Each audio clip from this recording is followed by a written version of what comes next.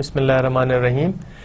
Today we are talking about writing and presenting our research project. Before we go into this detail, we will see what we have covered in our previous lecture, that was about analyzing qualitative data. In analyzing qualitative data, we have talked about the differences between qualitative and qualitative data. We have also talked about how we can use various tools and means to transcribe the data, which is in interview format, what kind of analysis we can use, what is the purpose of explanation building, what are the stages and types of explanation buildings or steps we can use, how it helps us to understand various propositions that we have related to our data, and how it helps us to develop the conclusion from that theoretical proposition. We have seen simply that we start with data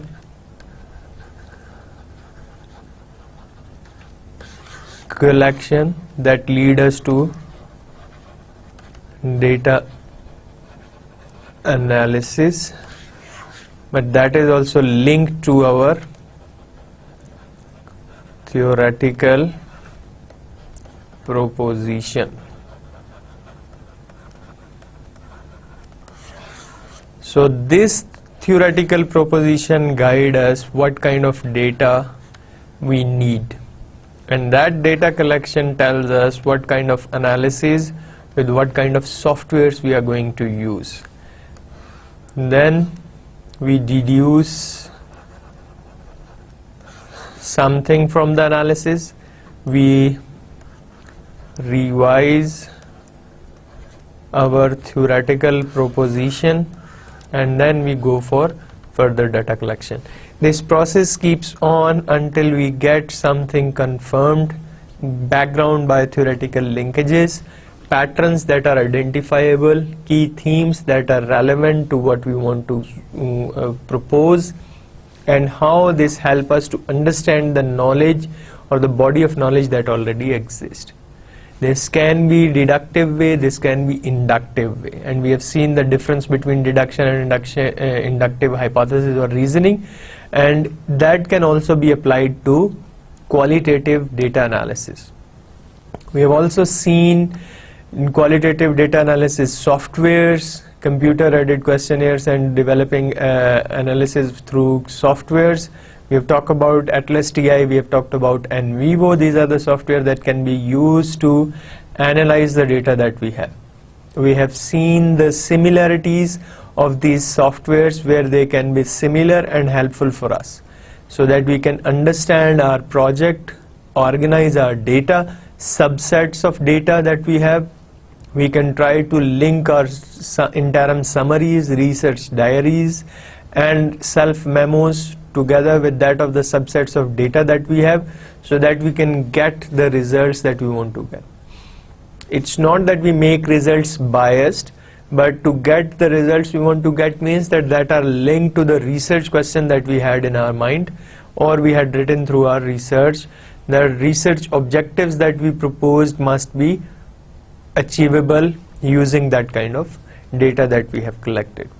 And we have also seen that how distinct this qualitative data analysis is from that of quantitative data.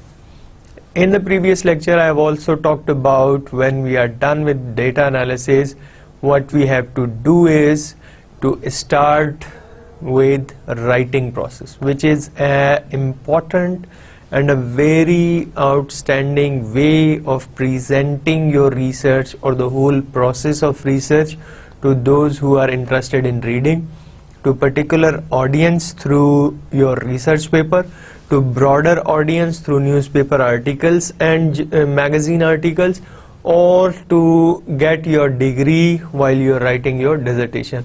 Almost procedures that are followed within these writings are somehow similar. There are little differences, but there are things that you have to keep in your mind while you're writing For example, a dissertation, a research paper, research project, or a consultancy report.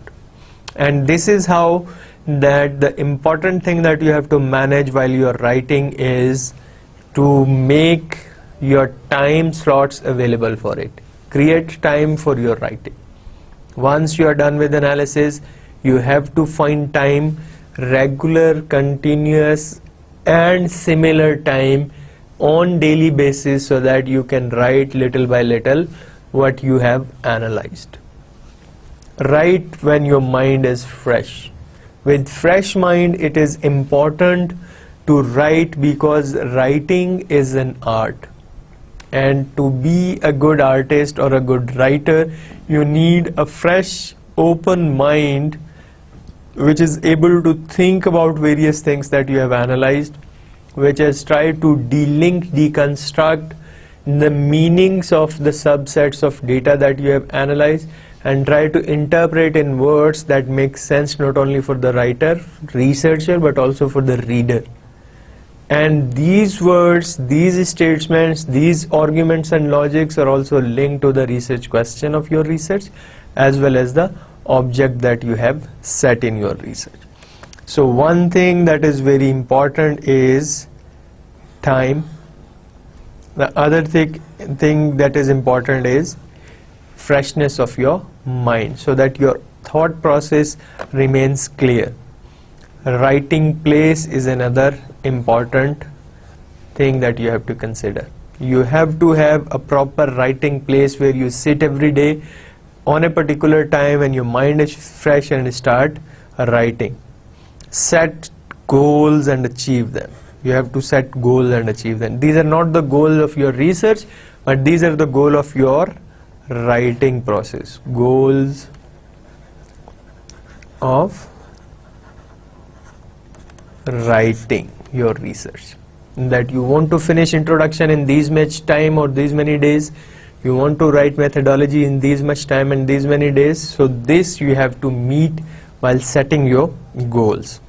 Use word processing. You have to use appropriate software. Normally it is Word, MS Word that you use, but nowadays there are other softwares that are also available where you can write and save it. So whatever appropriate to you, use it, but normally people write in word processing. So generate a plan for the report. You have to write a plan for the report. Instead of report, you can also say plan for dissertation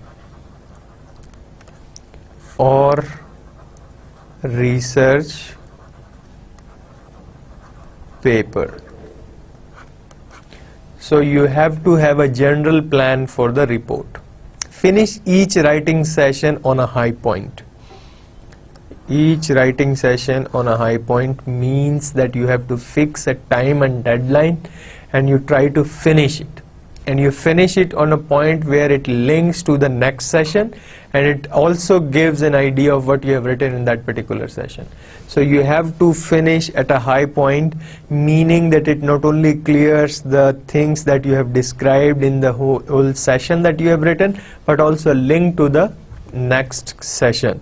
Get friends to read and comment on your work. So this is another stage, reading and commenting on your work. You can ask your friends, you can ask your supervisor, you can ask peers in the field to comment on that.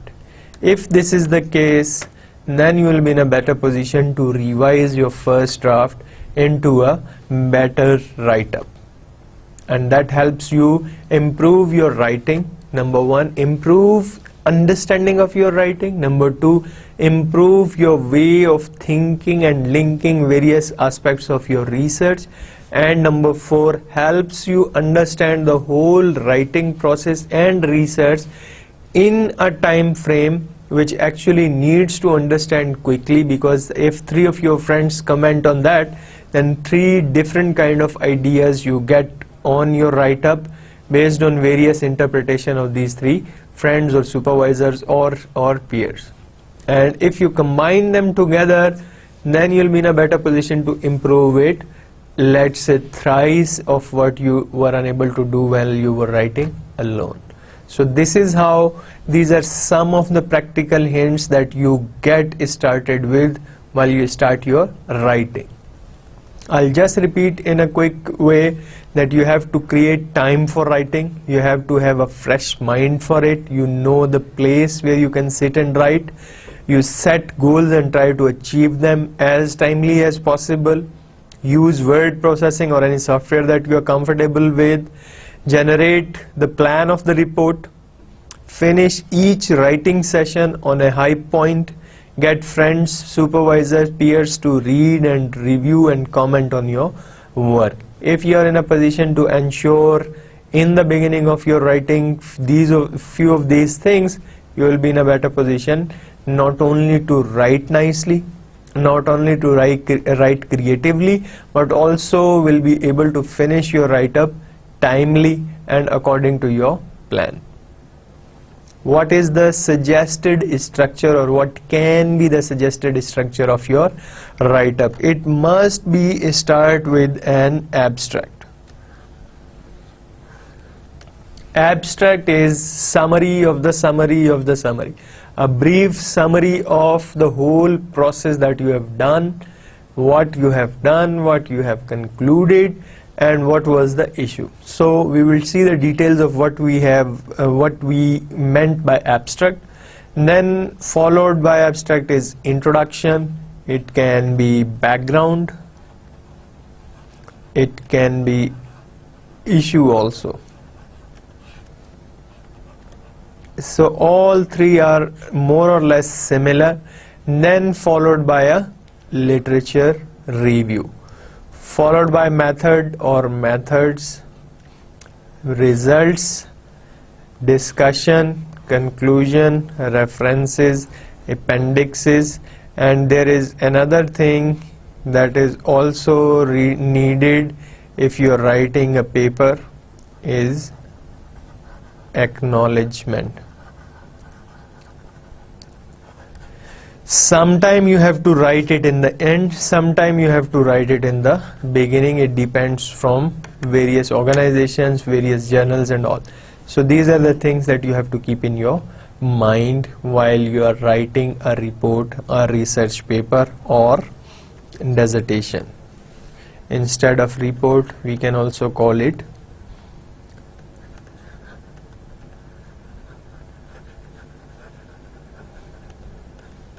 dissertation or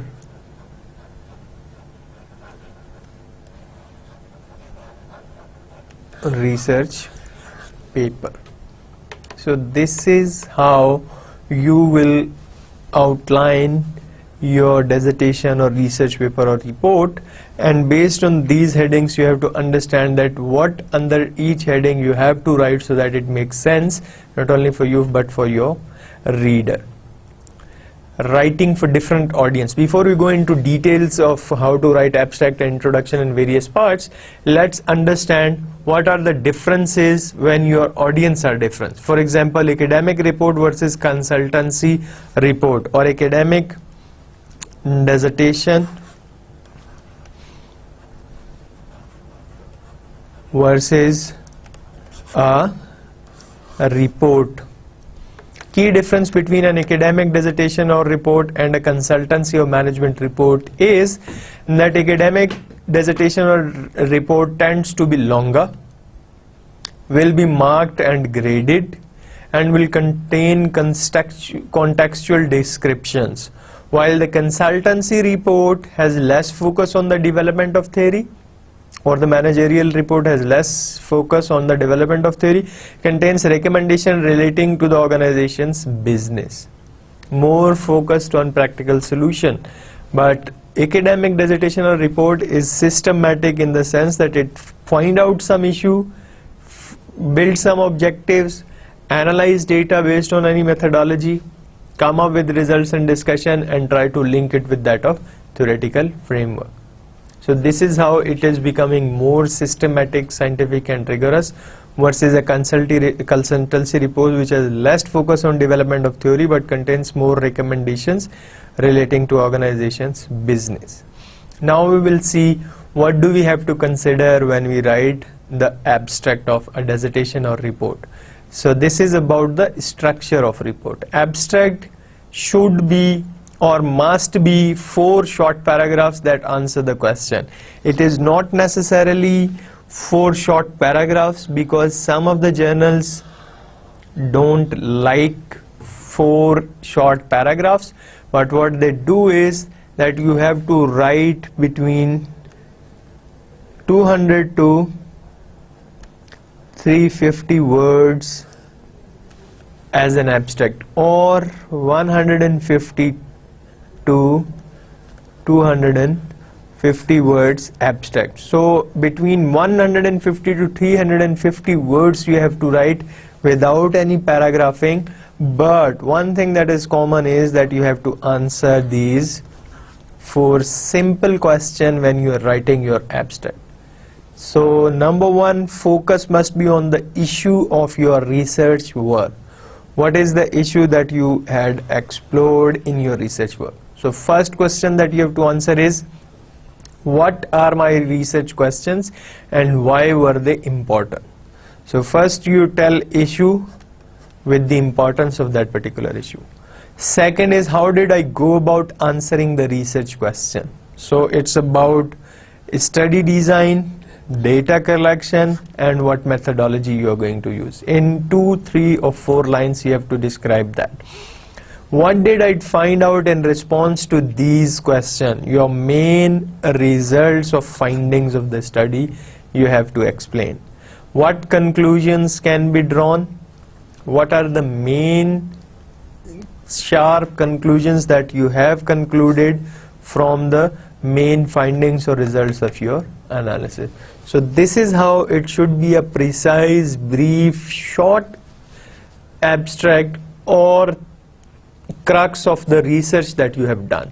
Answering these 4 questions, you have to describe in simple word your issue,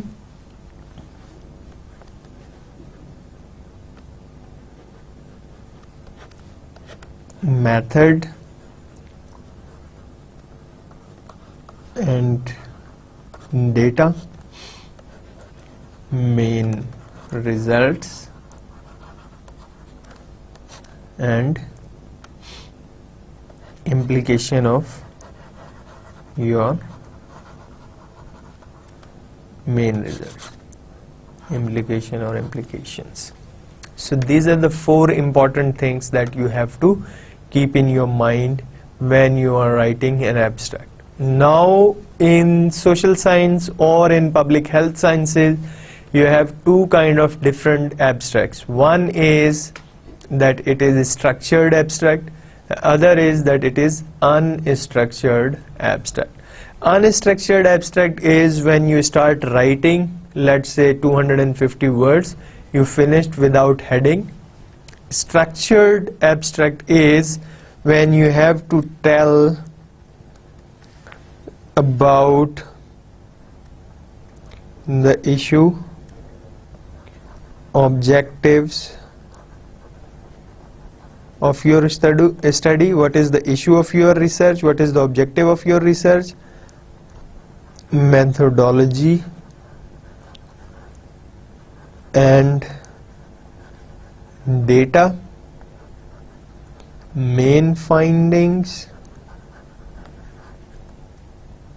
and conclusion.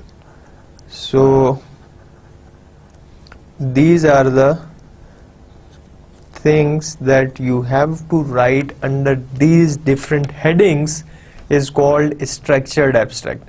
But when you have to write the answer to these 4 questions simply without headings, then you called it unstructured abstract.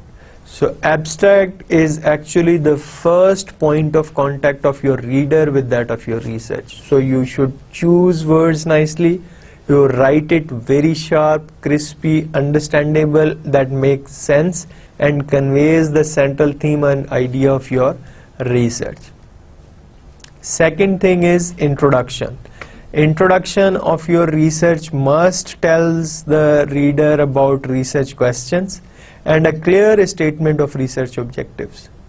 So you talk about your research questions and research objectives. Also, through introduction, you can provide a brief background and a guide to the storyline. What is your issue? What is the background of that particular issue? And based on that, what is your research question and objectives that you want to focus on? Literature review. Why we do literature review? What is the purpose of that? We have learned in various lectures that we have talked about in literature review, critical analysis of literature and all that, that we do literature to set our study in the wider context, to show how the study we are conducting supplements the existing work. Number one, we want to widen the context of existing knowledge. Number two, we want to supplement the existing work. Number three, literature review help us to find out gaps that exist and what gap our study will fail or focus on. And finally, it is difficult if we don't do literature review, might commit a mistake of repetition. So to avoid repetition, we do literature review so that we cannot commit a repetition sin of doing the similar kind of research. Methodology. In methodology, we have to understand three things: participants, materials, and procedures.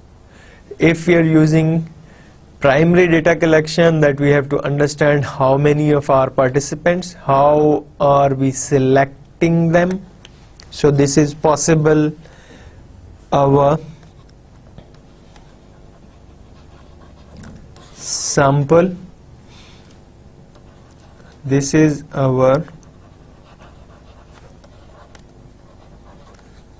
sampling frame,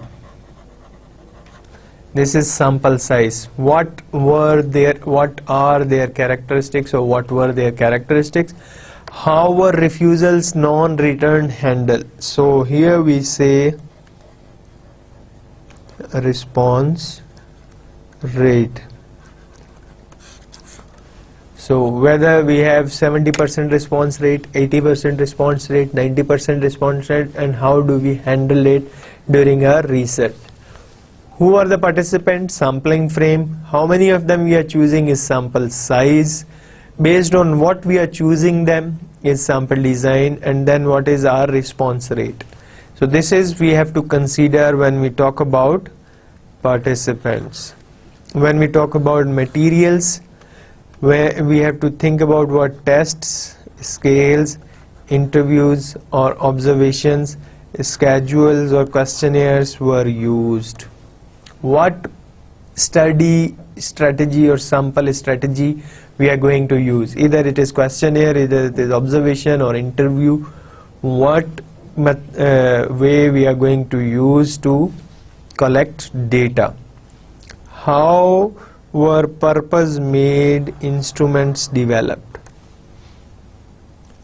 So how we develop the instrument that serve our purpose. Serving our purpose means that what are the research question or objectives that we have in our mind, and how do we meet them through using these particular instrument, and how were the resulting data that we collected can be analyzed. Here we are talking about methodology. So we have to understand these three things also within material. Procedures, what were the characteristics of the interviewers and observers and how they were trained. So how do we train the research assistants or those who want to, or enumerators who are collecting data on our behalf, and what are their characteristics. How valid and reliable do you think the procedure were? Reliability and validity of your procedure of data collection. What instruction were given to participants? Whether you inform the participant about your research or not, and how do you inform them. So these are the things that you include in your procedure of methodology. How many interviews, observations, questionnaires were there? How long did they last? Where did they take place? We have to understand that how many interviews we want to conduct, how many observational studies we want to do, or how many questionnaire we want to fill. How long did they last? How long was, for example, one interview? How long was, for example, the observational stuff? How long it took to fill a questionnaire? And where did they take place? Was it at the respondent's house, in the field, at organization's office, or somewhere else? We have to see these things also. When was the research carried out? Timing is very important. What time of year is one understanding, what time of day is another understanding, and why. So you have to understand these contexts also when you're talking about procedures. So once we are done with abstract, introduction, review of literature, and materials and methods, then we will be in a position to write results chapter. Main result, and the purpose is to report the facts your research discovered.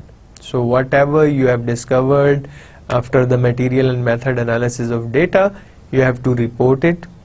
To support the facts with quotes from participants' previous research finding, you have to support either through quotes from research participants if it is a qualitative data, or you linked it with previous research findings if it is quantitative data.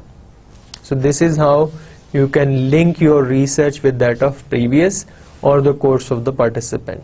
So this is particularly you write when you do a results chapter, and the purpose is to interpret your facts and finding mission with that of the course of the participant or the already existing material that you have in your mind.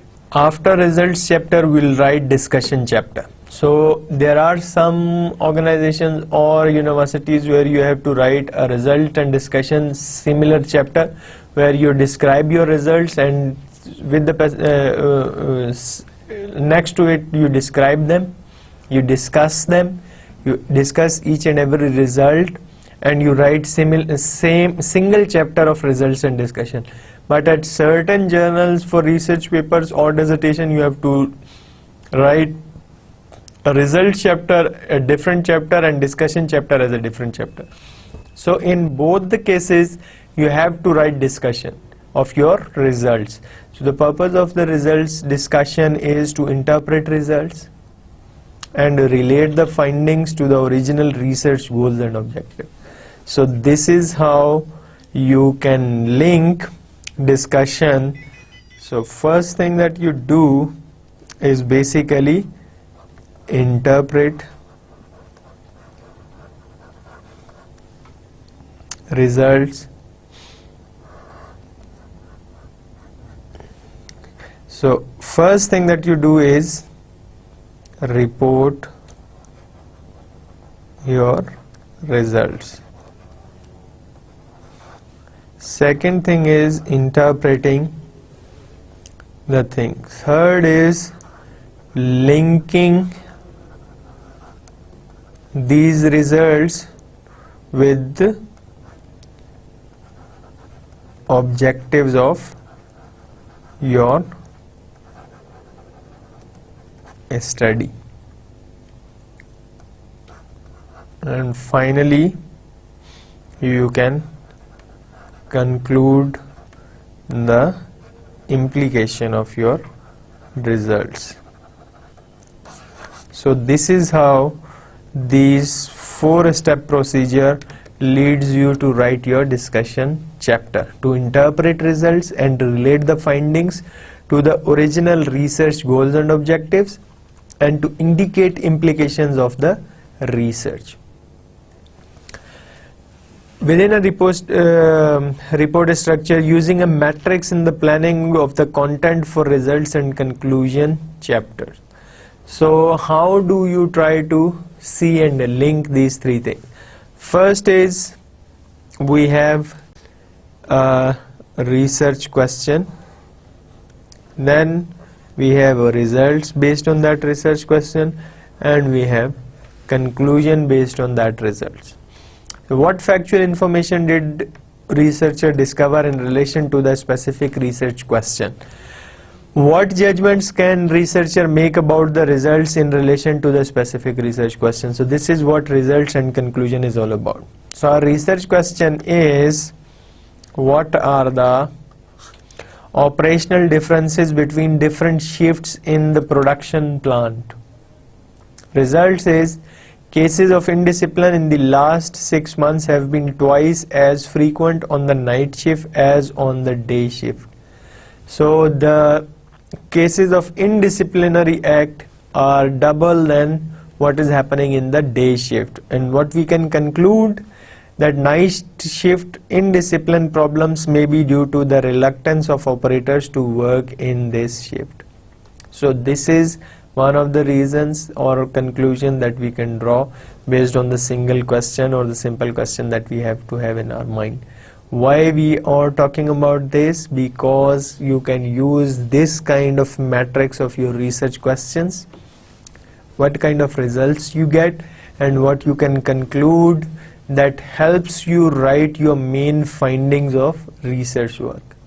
So if you can use these boxes or these tables, then or these matrices, then you will be in a better position to understand your own research in a way so that you can describe it to those who want to read it. It makes more sense not only for the researcher but also for the readers to understand the research. Then we have to write the conclusion chapter. The purpose of conclusion chapter is to answer the research question or questions, to meet the research objective or objectives, to consider the findings, to present any contribution to the topic displayed in the literature, to reflect on any implications for future research. So we have to link research questions, objectives, findings, contributions and implication for future research in our conclusion chapter. So how do the research question that we ask in the beginning or in the introduction is answered in our research? Whether we will be we were in the position to meet our research objectives, or we met or not. How do we consider our findings?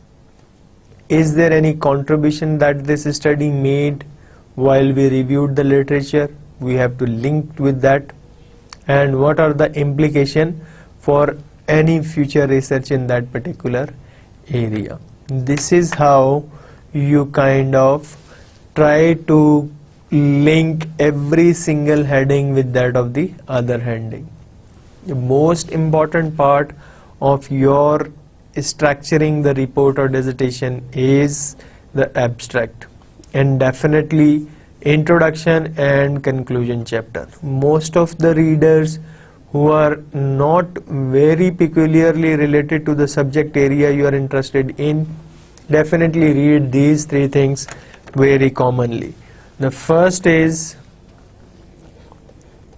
abstract, that is always non-technical.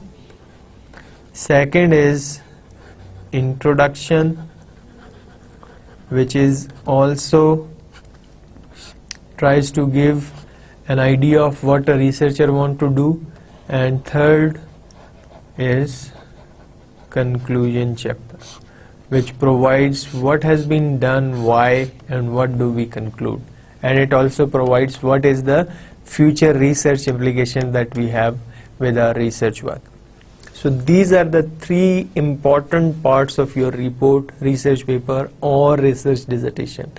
You have to focus a lot when you are writing abstract, you have to focus a lot when you are writing introduction, and you have to focus a lot while you are writing conclusion on your writing.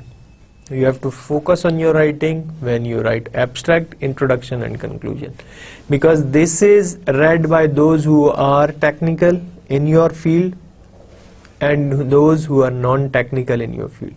In both the cases, if it is understandable, it is always good to know your audience, and that known audience always gives you an idea what you have to write in abstract, how you have to phrase things, what you have to write in introduction and how you have to word them out, what you have to write in conclusion and how to textualize them so that readers can easily understand. These are the things that you have to consider while you are writing conclusion. And also while you are writing your full report, you have to consider these three important things: abstract, introduction and conclusion. Then comes the final part of the report, is references and appendices. Appendices are normally the only essential supporting material that you think that it's not good to include in the main text, so you put it in the appendix. Include copies of interviews schedule if you're writing qualitative data analysis, and try to keep appendices to a minimum so that your dissertation or research paper or report does not get lengthy or ununderstandable. So try to put that information which is relevant to the write-up of your report and is also supporting your write-up, rather than just putting everything that doesn't make any sense for reader to read.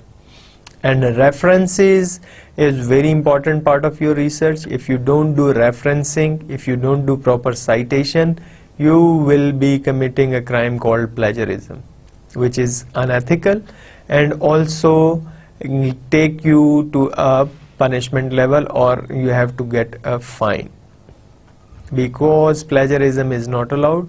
And we have talked about plagiarism in our previous classes also, that it helps a person to commit a sin, an academic sin, because you are taking somebody's words, you are taking somebody's innovative idea and writing it without properly citing that particular person.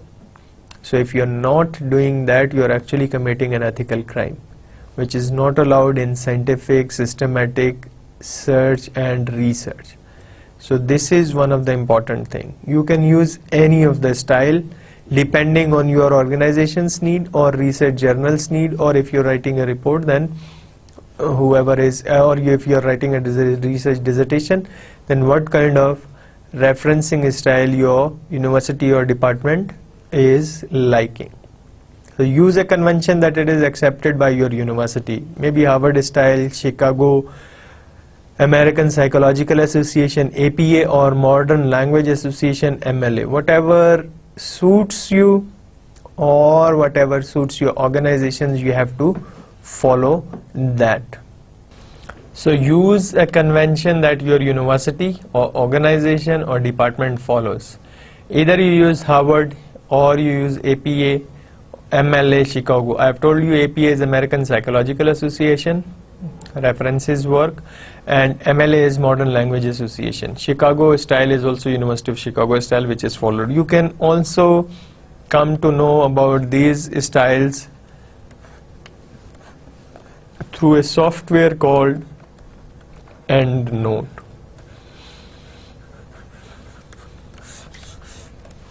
This EndNote is a software which is actually using all the citations that you want to use in your dissertation, and it references it properly. You have to do some things that are very commonly available in easily compatible formats with various journals, research libraries and all, and then you will be in a position to actually convert your reference into any of the given formats that you want to. For example, if you want it in Chicago, just one click and you get that. If you want it in APA or MLA, just one click and get it. Even Word 2010 uses some of the referencing styles, I think at least 5 or 6, that you can choose and use while you are writing your research paper or dissertation. EndNote can also be used for free on the ISI Web of Knowledge website. You can go register yourself and get access to online version of EndNote. The importance and advantage of online version is that if you don't carry your laptop or desktop with you, even then you can use those references in your work wherever you are moving in the world or wherever you are moving within Pakistan. So this is how you can make use of EndNote free availability online with that of ISI Web of Knowledge website. So I'll write it here that you can take ISI Web of Knowledge site to get access to EndNote, which is online version. What you have to do is to register yourself, and your registration then helps you to access EndNote online version every time you want to access it. This is one way of managing your references. The other way of managing your references is if you have Word 2010, there are 4 or 5 standard formats that are also available in MS Word that you can use for referencing. Third thing is that you have to get your organization's guidelines for managing references, and according to them you have to manage it manually by yourself. There are other softwares also. For example, instead of EndNote, you can also use reference managers. You can also use other softwares which are available with most of the libraries. I don't know whether your university's library have access to that or not. But this is what I know as freely available online access to EndNote. So I am informing you so that if you want, you can use it. That is one best way of managing your references, which is easy and also less time consuming, versus also helps you to manage your references in one place so that you can use it in any future time when you need them. Cite all the sources referred to in the text. Whatever you have cited in the text, you have to give a proper reference to it. If you're not giving proper reference to it, definitely you are not fulfilling the purpose of references. So you have to have checked twice or thrice that whatever you have cited in the text, you must reference it in the end. So there are two things that we have to understand. Number one is citation, and number two is a reference. So for example, you are writing that marketing tactics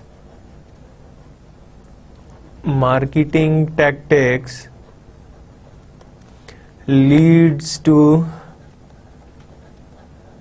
better market access. I'm just giving you an example. So this is said by, let's say, John 2009.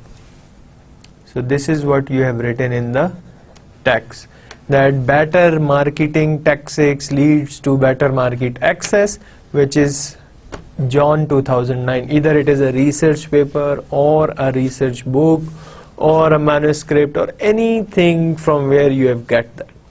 So this John 2009, which we put in bracket, is called citation.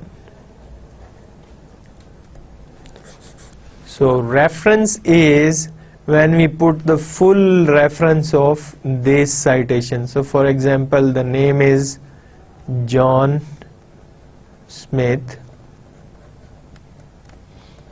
2009 is the year when this book or the chapter or the research paper is published. Then you provide title, whatever is the title. Then you provide title of journal, whatever the title of journal, which volume it is accepted, which issue it is accepted, and which number of pages it is which number of paper it got published from 209 to 216. So it is 8 or 9 pages paper. It published in volume 5 on issue 3. John Smith is the name of the writer, published in 2009. You provide the full title of the article, and then you provide the full title of the journal. This is called reference. which provides full information of where you got the reference material or the cited material. When you provide only the name and the year of publication, then you are providing citation. But when you provide full details of title of the article, title of the journal, which volume and issue it is published, which year it is published, who has written it, and on what number of pages it appeared, then you are giving a proper reference to it. So use a conventional accepted way of referencing by your university or department, let's say Harvard, APA, MLA or Chicago. Cite all sources referred to in the text. So whatever these references, for example, you have given John 2009, these are the citation that you have to have checked in your text. So these citations you have to earmark and you have to provide reference to each citation. So if you have 30 or 40 citations, you have to have 30 or 40 references, so that you may know from where you have got this citation. But if this John 2009 example has repeated twice or thrice, then you have to provide only once the reference, because it is similar every time. You don't have to write it again and again. So this is how you write references and citation. Cite all the sources referred to in the text and check all citations to prevent plagiarism. So you have to check, is there any statement, argument or idea that you have written is not your own and you forget to cite, or you have not cited it.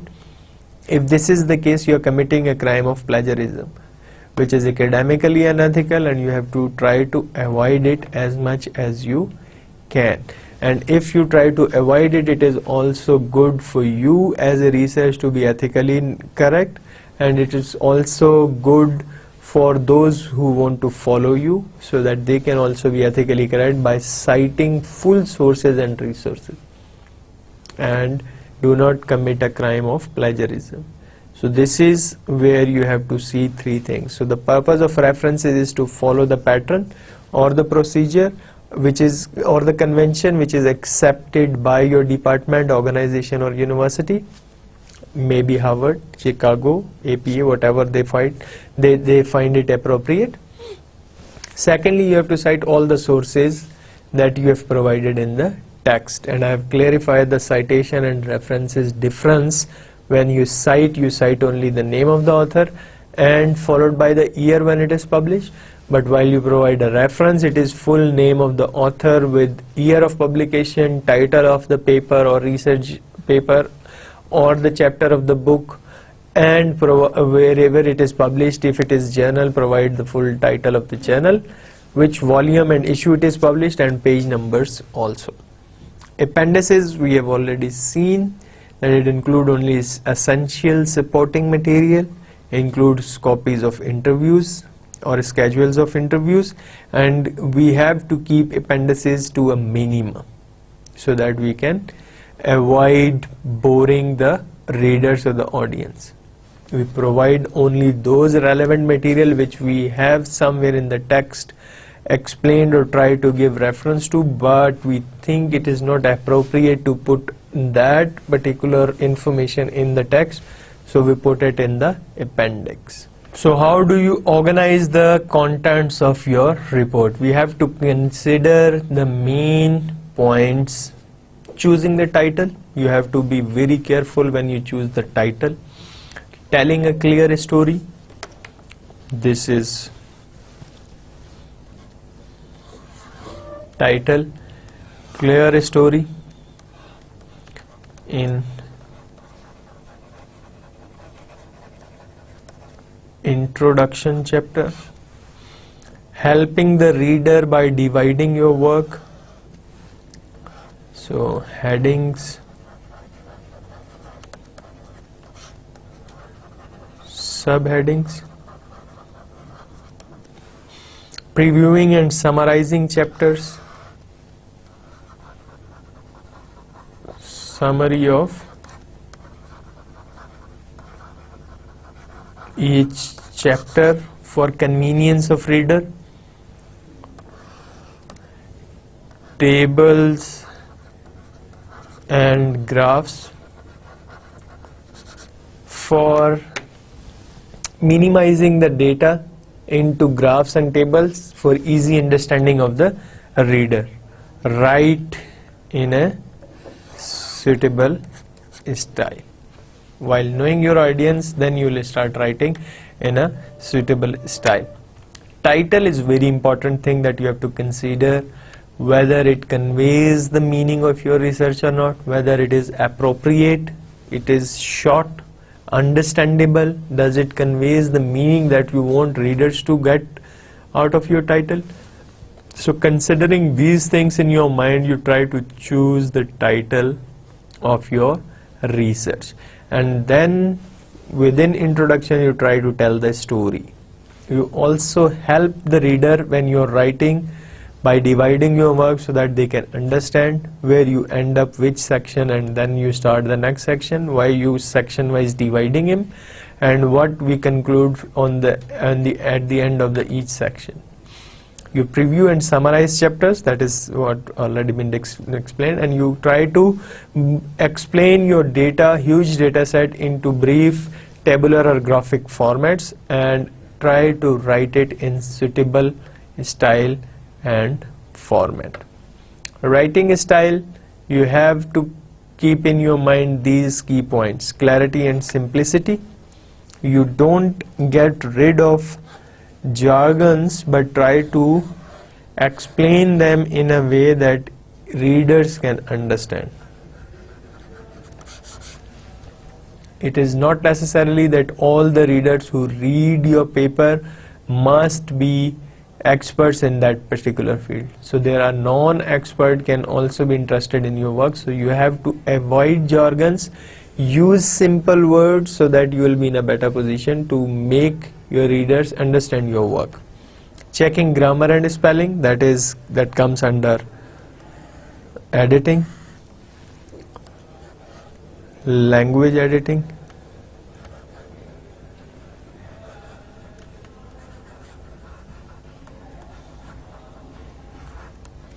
So you have to check about articles, D and A.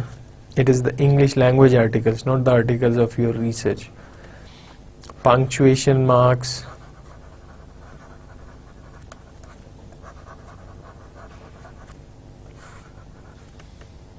Verb, noun, and these kind of thing.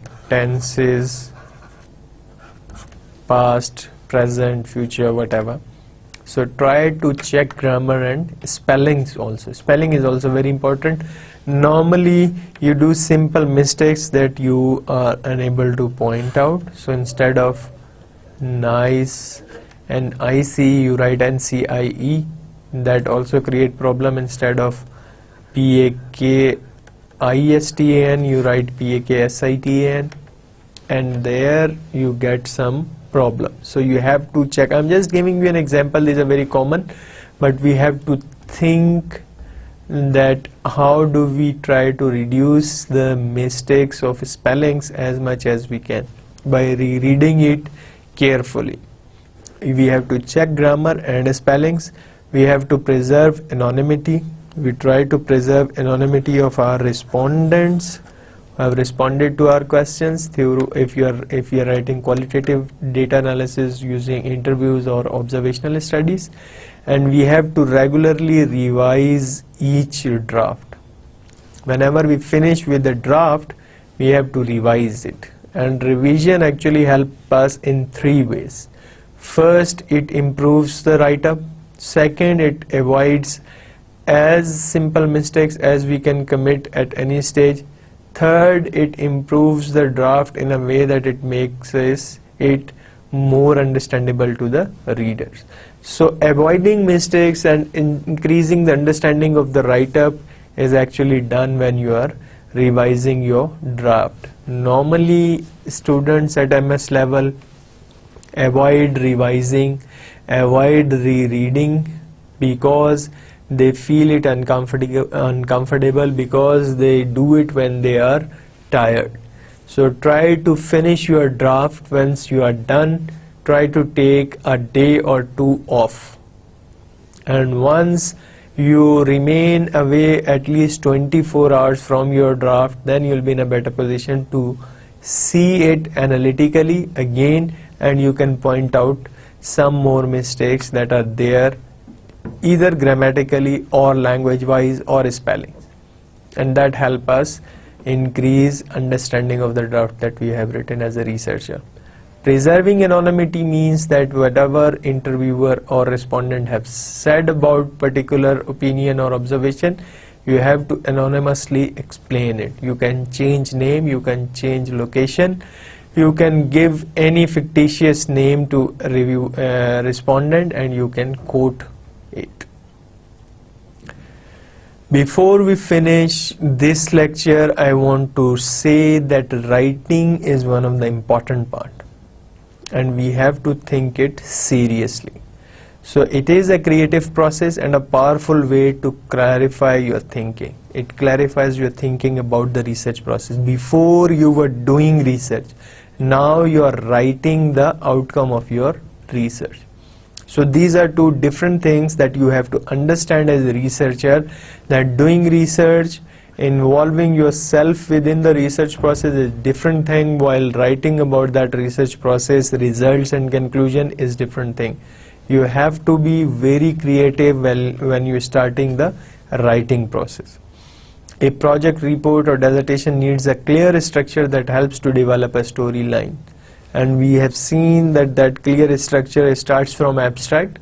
Normally you write abstract in the end when you finalize your report, but it is the first thing that you have to organize it when you are organizing your report.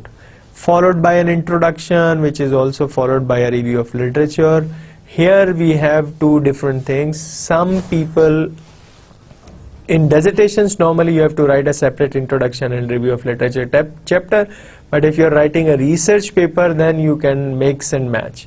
Mix and match in the sense that some of the papers ask you to provide issue and background separately, while there is no need of providing review of literature. So what you do, you basically start with the issue that you want to research on and couple it with the review of literature that you have done already. And then as a separate chapter you provide background without giving any review of literature. You can summarize your review of literature within the issue part, which is actually covering up the introduction. So issue part also explains what has already been done, what is missing, why you are doing this. So your research question, objectives, gaps, everything is there in issue part.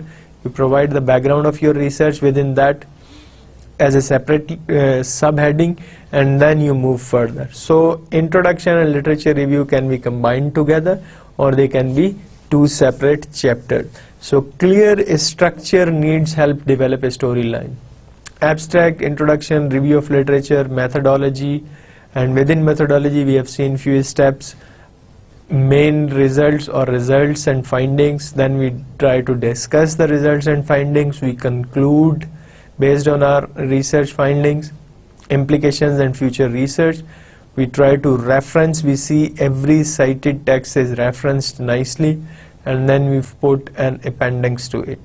And acknowledgement actually tells you about if you get some funding from some agency, you have to acknowledge the funding. If some of your friends and supervisor or peers have reviewed your draft and improved, try to help you improve that, then you have to acknowledge their efforts also in acknowledgement. And this is also you put in the beginning or in the end, depends on the organizational needs or journal's needs.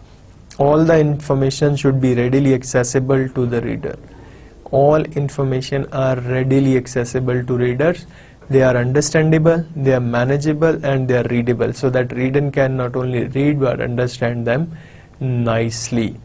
Use a clear writing style, free, and check for spelling and grammatical errors. You have to write a nice style. You have to check for spelling and grammar mistakes. Be prepared to rewrite the first draft several times. This is one of the very important, that you have to prepare yourself to rewrite the first draft not only once but maybe several times. It is commonly observed phenomena during my own evaluation of various dissertations or research papers, that if you ask your students or friends to revise this or that particular part of your research, then they kind of get annoyed. They think that whatever has been done by them is the final product. This is not the case. Research is an ongoing process, so whenever you write your research, the person who is going to review it see it relatively differently, and his opinion, comments or suggestions might help improve your draft. So this is also important that you keep in your mind that whenever you are submitting your research report, your dissertation or research paper, you will get some comment that helps you improve your draft. So you have to prepare yourself mentally for writing or rewriting drafts several times. Remember to check the assessment criteria. So you have to remember that what is the assessment criteria of your report, dissertation or research paper. Keep that assessment criteria in your mind and see whether your research dissertation or report or research paper fulfills that assessment or criteria or not. If it fulfills, it is okay. If it lacks something, you try to incorporate that criteria or assessment into your research report also. That's how you can also improve readability of your research and also increase the understanding of your research. Before I finish here, I want to say that whenever you start writing, you have to keep two things in your mind. One, what is your focus of research? Why you're writing it? So you know your audience, you know your research question, you know your objectives, and then you try to link all these things together. Secondly, you have to be creative writer to come up with fresh mind so that you can write nicely. Writing is always evolving, so you have to write freshly with fresh mind, and before writing you have to understand clearly the link between the reader's research question, research objectives and the methodology that you have used. Once you can summarize it nicely, you will be in a better position to expand it, you can be in a better position to write it, and you can be in a better position to make your reader understand what you want to say and convey through your words. These are the things that you have to understand while you are writing a research paper, dissertation or research report. If you are unable to convey these things easily, seriously to your reader, you are missing an important part. I have already explained the research methodology has two distinct parts. One is research process, the other is research writing. If you are involved in research process, that is clarifying research question, literature review, writing critical literature review, linking it to your objectives, finding gaps and all, and then try to design your study, collecting data, primary or secondary. If primary, then collecting qualitative, quantitative, whatever kind of observational interview study or questionnaire study you are using, and then you do analysis. This is the research process in which you involve yourself as a researcher. Now come the part of art, that is writing. Writing is an art. To be an artist, I always say that you have to choose your words carefully. You have to understand your whole process nicely, and you have to see links within the chain of your whole process so that you can explain it to your readers carefully.